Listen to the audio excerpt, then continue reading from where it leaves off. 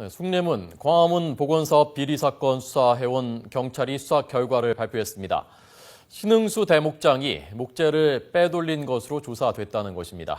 자세히 알아보겠습니다. 김주영 기자. 네, 사일부입니다. 네, 목재를 횡령한 것으로 조사됐다고요? 네, 그렇습니다. 광화문과 숭례문 보건공사를 담당했던 신흥수 대목장이 목재를 빼돌린 것으로 확인됐습니다.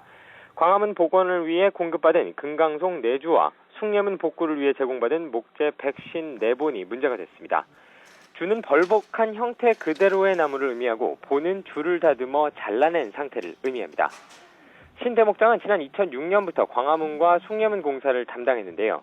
공사 과정에서 문화재청으로부터 금강송 40여 주와 국민기증원목 300여 본을 제공받았습니다. 그런데 이 가운데 일부를 가로채 자신의 목재 창고에 보관하고 있었던 겁니다. 또 일부 목재는 경복궁 수락관 보건공사 등 다른 공사에 마음대로 쓴 것으로 드러났습니다. 하지만 신 대목장은 목재를 다른 목적으로 사용하라고 지시했거나 관련 내용을 보고받은 적이 없다며 혐의를 부인하는 것으로 알려졌습니다. 네. 자, 또 다른 혐의도 추가됐다면서요? 네, 그렇습니다.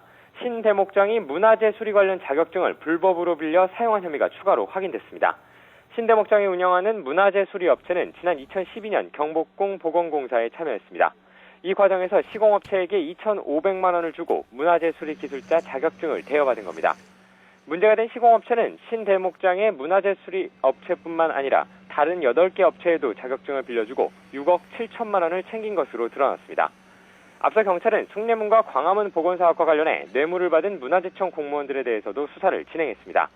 문화재청 공무원 6명은 문화재 보건사업 시공업체로부터 명절 선물 등 명목으로 4,200만 원을 챙긴 것으로 확인됐습니다.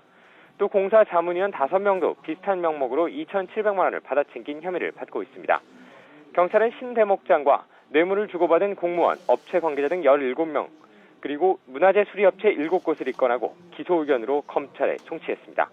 지금까지 사일부에서 YTN 김주영입니다.